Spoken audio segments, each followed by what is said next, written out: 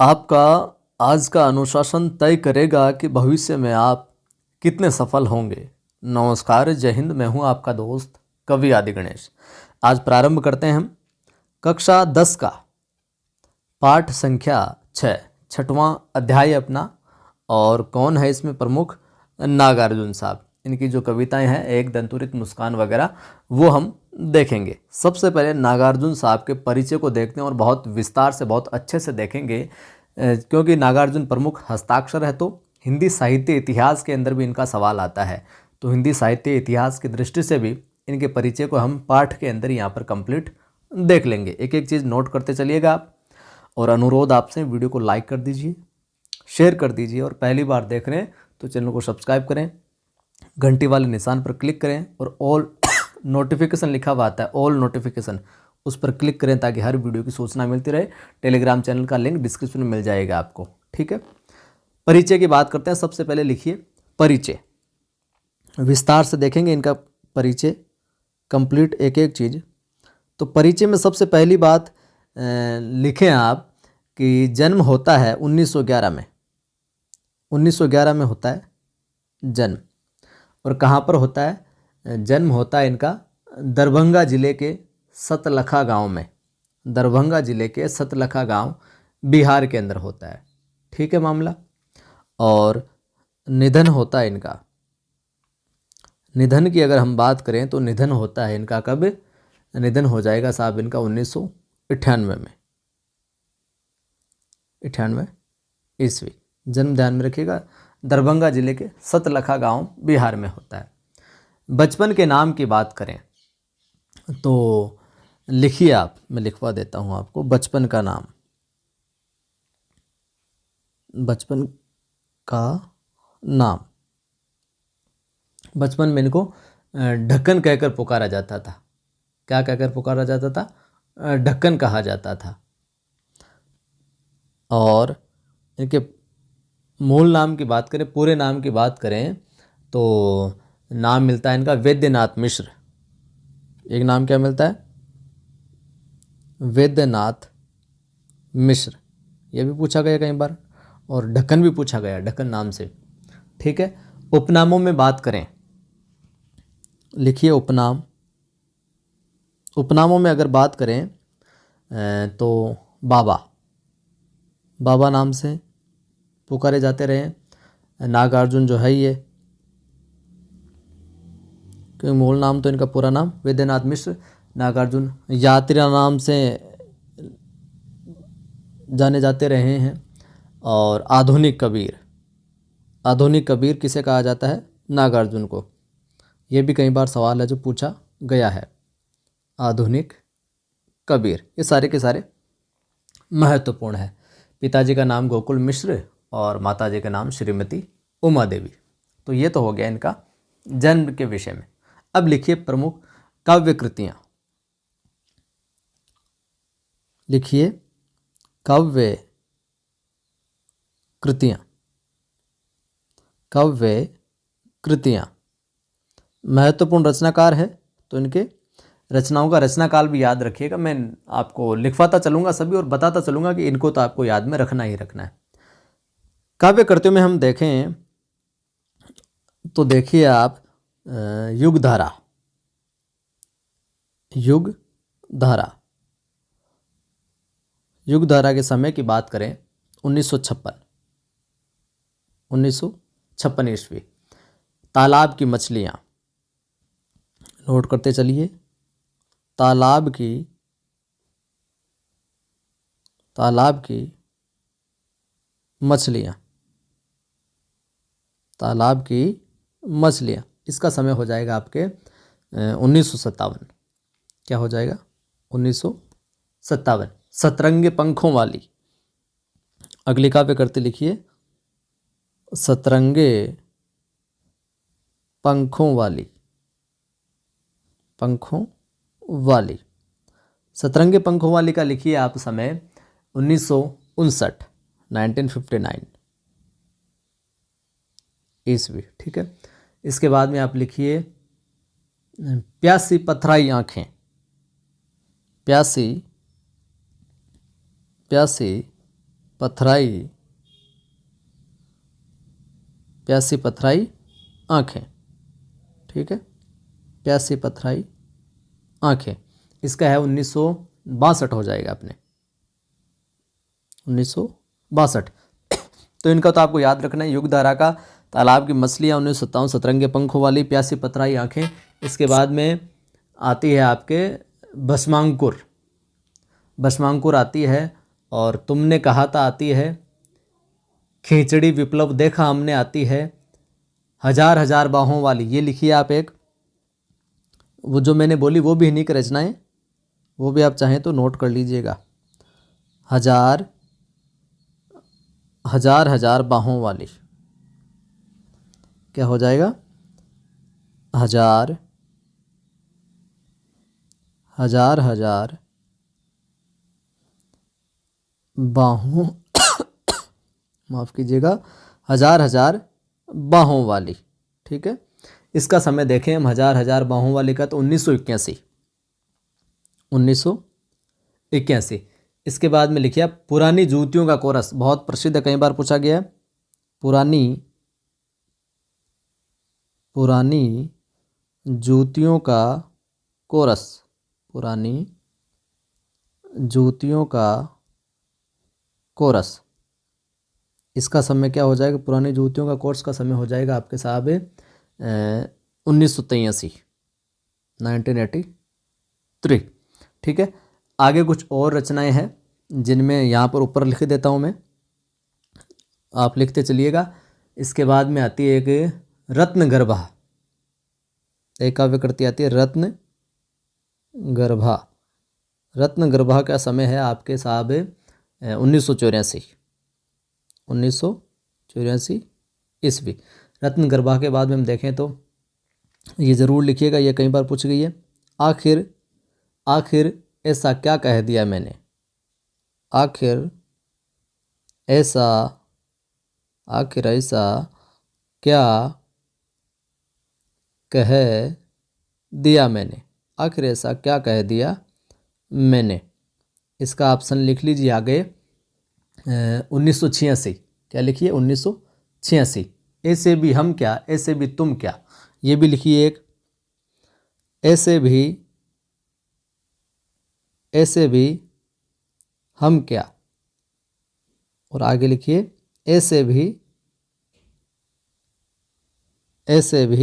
तुम क्या, ऐसे भी हम क्या, ऐसे भी तुम क्या। ठीक है, इसका समय लिखिए आप, इसका भी 1986। और इसके बाद में लिखिए आप भूल जाओ पुराने सपने, भूल जाओ पुराने सपने 1994। ठीक है, इसके बाद में आप एक लिखिए पका है कटहल, पका है कटहल, और मैं मिलिट्री का बूढ़ा घोड़ा, मैं मिलिट्री का बूढ़ा घोड़ा। ये पूछी गई है, ये ध्यान में रखिएगा। मैं मिलिट्री का क्या बूढ़ा क्या घोड़ा, ये काव्य कृति भी कई बार पूछी गई है। अब आगे देखिए इनके उपन्यास देखते हैं हम। ठीक है, लिखिए उपन्यास, नागार्जुन साहब के उपन्यासों की हम बात करें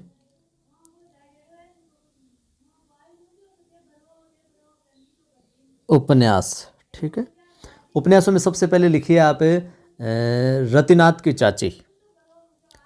क्या है? रतिनाथ की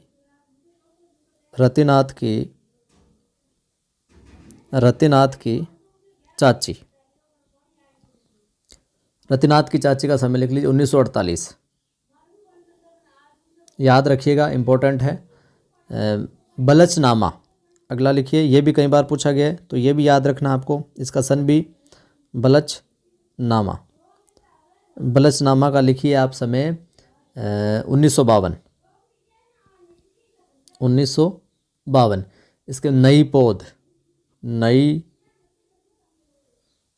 पौध के बारे में लिखिए आप समय, इसका आपके 1953, 1953।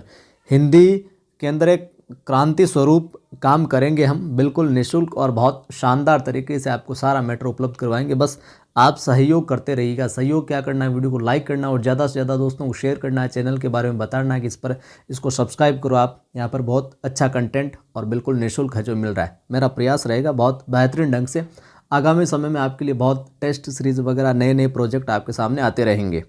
नई पौध 1953 लिख लिया। बाबा बटेश्वर नाथ जरूर याद रखिएगा, कई बार पूछा गया है। उपन्यास है इनका बाबा बटेश्वर नाथ।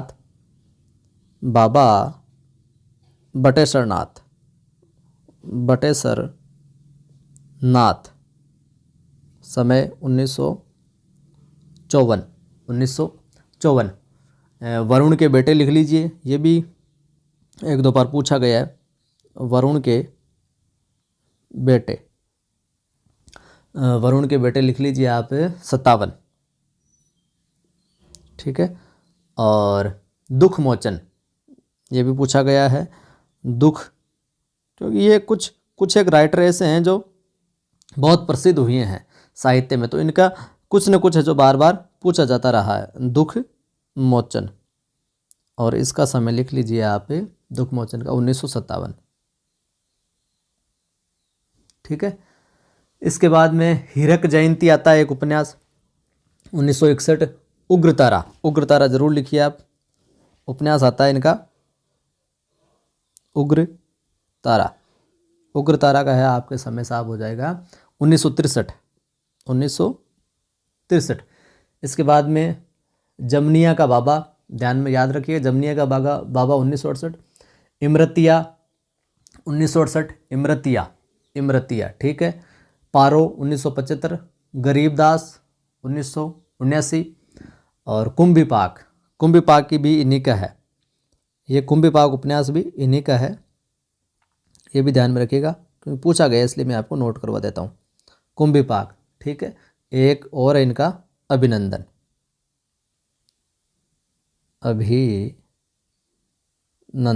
तो ये तो हो गए अपने रतिनाथ की चाची, बलचनामा, नई पौध, बाबा बटेश्वर नाथ, वरुण के बेटे, दुख मोचन, उग्रतारा, कुंभिपाक और अभिनंदन।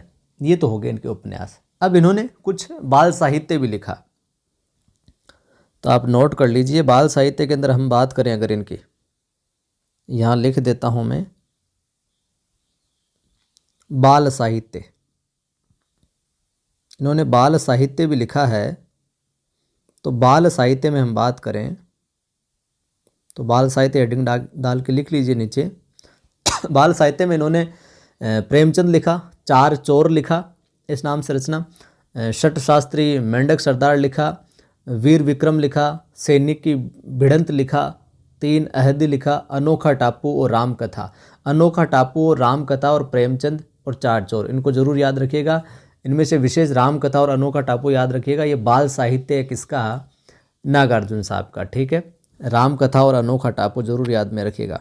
राम कथा, अनोखा टापू लिख लीजिए आप। चलिए, अनोखा टापू, तीन अहदी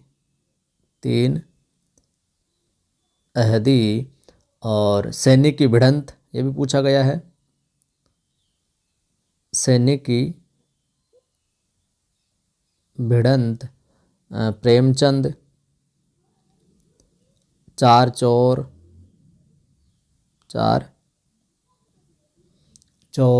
और वीर विक्रम,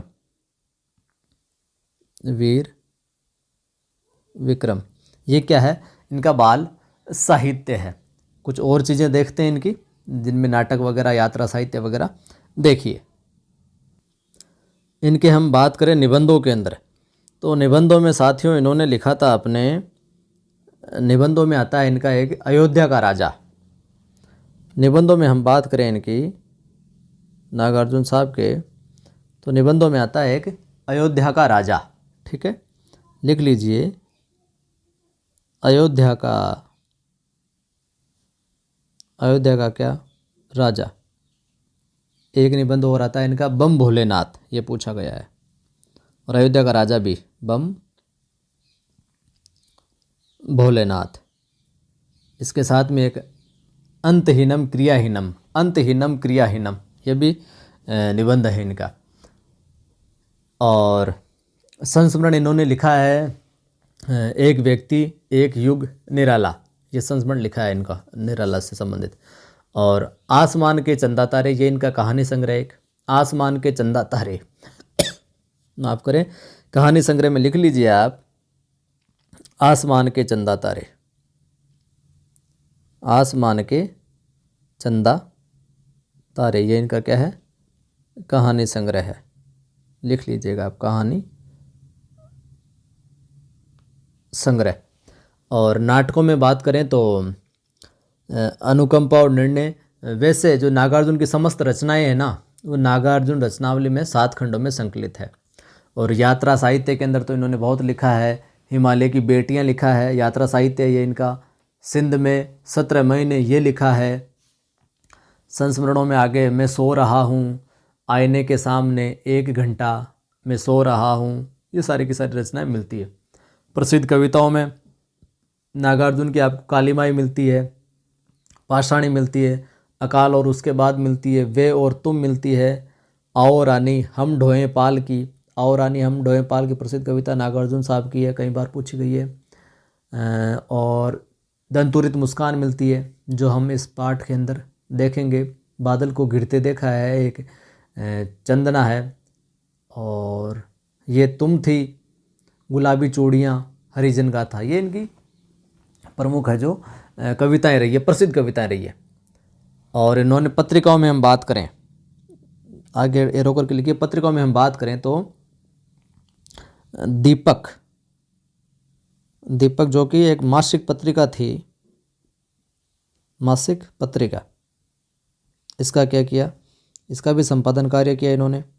पत्रिकाओं में हम अगर बात आ जाए तो एक विश्व बंधु थी, विश्व बंधु, विश्व बंधु ये थी साप्ताहिक, ठीक है, इसका भी इन्होंने संपादन कार्य किया।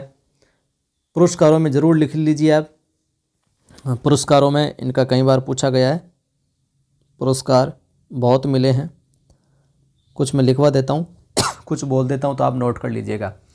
1968 के अंदर साहित्य अकादमी पुरस्कार मिला, 1968 में मिला इनको, 1968 में साहित्य अकादमी पुरस्कार, ठीक है, साहित्य अकादमी पुरस्कार का मिला था 1968 के अंदर मिला था। और किस पर मिला था, एक मैथिली काव्य संग्रह था, पत्रहीन नग्नगाछ, पत्रहीन, किस पर मिला, पत्रहीन नग्न गाछ। प्रयास ये किया जाता है त्रुटि बिल्कुल नहीं हो, और कभी कभार गलती से कुछ हो भी जाता है तो माफ़ कीजिए, आपके ध्यान में आ जाए तो अवगत करा दिया करें, वरना पूरे प्रयास किया जाता है सारा कुछ बिल्कुल सटीक मिले आपको। पत्रहीन नग्न गाछ मैथिली काव्य संग्रह है ये कि, ठीक है।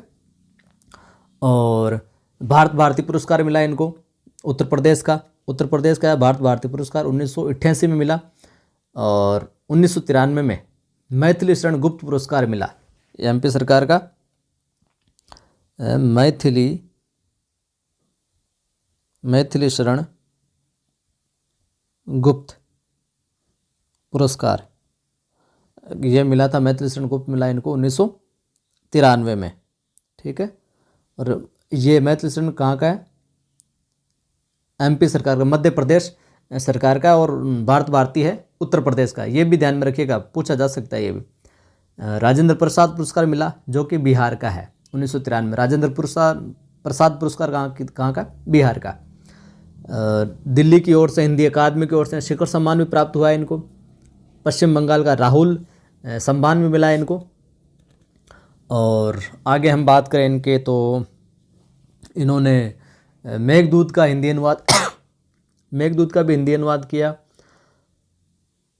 आगे हम बात करें एक विशेष बात की, नागार्जुन की जो प्रथम कविता मिथिला 1929 ईस्वी में प्रकाशित हुई, जो कि मैथिल भाषा में थी। नागार्जुन की प्रथम कविता की बात करें हम तो लिख लीजिए आप, नागार्जुन की हो जाएगी प्रथम कविता। नागार्जुन की प्रथम कविता कौन सी हो जाएगी, प्रथम कविता हो जाएगी साहब इनकी कि ये मिथिला, कौन सी हो जाएगी, मिथिला, ठीक है। और कब हुई? 1929 के अंदर। ये एक मैथिल भाषा में थी प्रथम की बात आए तो। और हिंदी के अंदर बात आए तो नागार्जुन की प्रथम हिंदी कविता की बात करें राम के प्रति, इधर लिख देता हूं मैं, प्रथम, केवल प्रथम कविता की बात आए तो वो हो जाएगी अपने मिथिला। और हिंदी में प्रथम हिंदी कविता की बात आए, प्रथम हिंदी कविता की बात आए नागार्जुन की, तो कौन सी हो जाएगी यहाँ पर? राम के प्रति, राम के प्रति, ठीक है, 1933 में। और विश्व बंधु पत्रिका में ये प्रकाशित हुई थी। और नागार्जुन कृत जो भस्मांकुर है, ये एक प्रकार से खंडकाव्य माना जाता है। और जो पत्रहीन नग्नगाछ मैथिली काव्य संग्रह है, जिस पर इनको कौन सा पुरस्कार मिला? साहित्य अकादमी। इसके अंदर कुल 52 कविताएं हैं। पत्रहीन नग्नगाछ के अंदर कुल है जो कितनी? 52 कविताएं मानी गई है। तो ये था इनका विशेष परिचय। और आगे हम बात करें कुछ और देखें इनके विषय में तो बस इतनी चीज़ें मिलती है विशेष तौर से। अब हम पाठ के अंदर क्या परिचय दिया गया वो आपको मैं बता देता हूँ, फटाफट उससे भी आप रिवीजन कर लीजिए।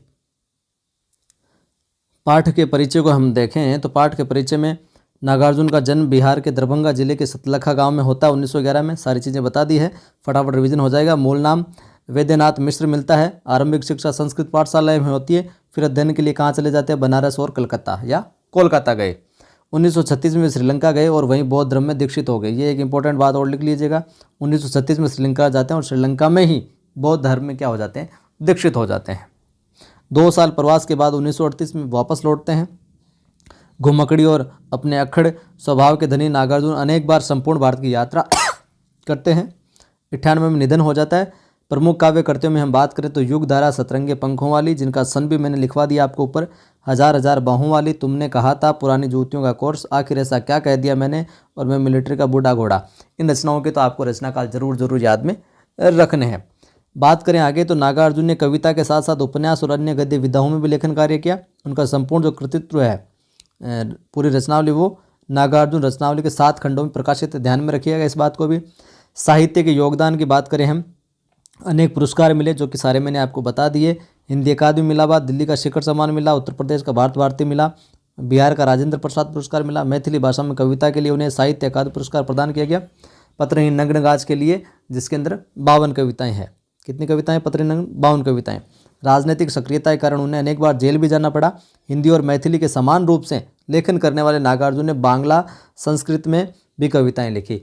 हिंदी प्रथम कविता की बात आए नागार्जुन की तो कौन सी है? मिथिला है, जो कि मैथिली में। और प्रथम हिंदी कविता की बात आए तो राम के प्रति।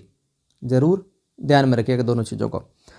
मातृभाषा मैथिली में वे यात्री नाम से लिखते थे। जैसे कि मैंने बताया इनके उपनाम इन नामों से प्रसिद्ध रहे। तो मातृभाषा मैथिली के अंदर ये यात्री उपनाम से लिखते थे। ध्यान में रखना, मैथिली में यात्री उपनाम से लिखते थे कौन? नागार्जुन साहब। लोक जीवन से गहरा सरोकार रखने वाले नागार्जुन भ्रष्टाचार, राजनीतिक स्वार्थ और समाज की पतनशील स्थितियों के प्रति क्या अपने साहित्य में विशेष सजग रहे और व्यंग्य में क्या थे? माहिर रहे हैं। इसलिए इन्हें आधुनिक कबीर भी कहा जाता है। ठीक है, मैंने लिखवा दिया आपको, आधुनिक कबीर कहा जाता है नागार्जुन को, जो कि कई बार पूछा गया है सवाल। वहीं आगे हम बात करें तो छायावादोत्तर दौर के वे ऐसे अकेले कवि हैं, छायावाद के बाद के, जिनकी कविता गाँव की चौपालों और साहित्यिक दुनिया में समान रूप से लोकप्रिय रही और वे वास्तविक अर्थों में जन कवि हैं। तो नागार्जुन क्या है? एक प्रकार से जन कवि है, जन सामान्य की बात करने वाले। सामयिक बौद्ध से गहराई से जुड़े नागार्जुन की आंदोलन धर्मी कविताओं को व्यापक लोकप्रियता मिली है। वहीं नागार्जुन ने छंदों में काव्य रचना की और मुक्त छंद में भी। ठीक है, ये जो अपने पाठ में क्या कुछ है वो देख लेते हैं आज, और कल की वीडियो में हम देखेंगे जो कविताएं हैं उनको अच्छे से भावार्थ। एक कविता तो ये दंतुरित मुस्कान। दंतुरित मुस्कान कविता में छोटे बच्चे की मनोहारी मुस्कान देखकर कवि के मन में जो भाव उमड़े हैं ना, उनको कविता में अनेक बिंबों के माध्यम से प्रकट किया, जो हम आगे अगली वीडियो में देखेंगे। कवि का मानना क्या है, यहाँ से भी सवाल अक्सर पूछा जाता है। कविता के संदर्भ में क्या कुछ है, कवि का मानना क्या है कि सुंदरता में ही जीवन का क्या संदेश है, और इस सुंदरता की व्याप्ति ऐसी है कि कठोर से कठोर मन भी पिघल जाता है। इस दंतुरित मुस्कान की मोहकता तब और बढ़ जाती है जब उसके साथ नज़रों का बांकपन जुड़ जाता है, बिल्कुल टेढ़ी नज़रों से। फसल शब्द सुनते ही खेतों में रचना अगली, लहलाती फसल आंखों के सामने आ जाती है, परंतु फसल है क्या और उसे पैदा करने में किन किन तत्वों का योगदान होता है, इसे बताया है किसने, नागार्जुन ने अपनी कविता फसल के अंदर। तो दंतुरित मुस्कान और फसल हम देखेंगे। कविता यह भी रेखांकित करती है कि प्रकृति और मनुष्य के सहयोग से सृजन संभव है। तो ये ध्यान में रखना, किस कविता में ये कहा गया कि प्रकृति और मनुष्य के सहयोग से सृजन संभव है, तो सवाल बन गया कहाँ से, फसल में कहा गया, नागार्जुन की। तो सवाल कहीं से भी उठा सकता है। बोलचाल की भाषा की गति और लय कविता को प्रभावशाली बनाती है। कहना न होगा कि यह कविता हमें उपभोक्ता संस्कृति के दौर में कृषि संस्कृति के निकट ले जाती है, तो इसको भी ध्यान में रखिएगा। तो कल हम देखेंगे ये दंतुरित मुस्कान और अगली जो कविता फसल। वीडियो कैसा लगा आपको, सारी चीज़ें तमाम चीज़ें देखने के बाद में अच्छा लगा तो लाइक कीजिए, और मित्रों को दिखाना चाहते हैं क्योंकि जोड़ेंगे जितना सहयोग करेंगे उतना ही अच्छा शेयर कीजिए, और पहली बार देख रहे हैं आप तो सब्सक्राइब कीजिए, बेल आइकन क्लिक कीजिए, ऑल नोटिफिकेशन पर क्लिक कीजिए ताकि हर वीडियो की सूचना आपको मिलती रहे। जय हिंद।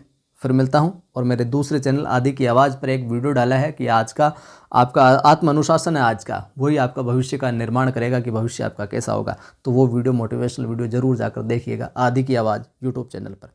फिर मिलता हूँ।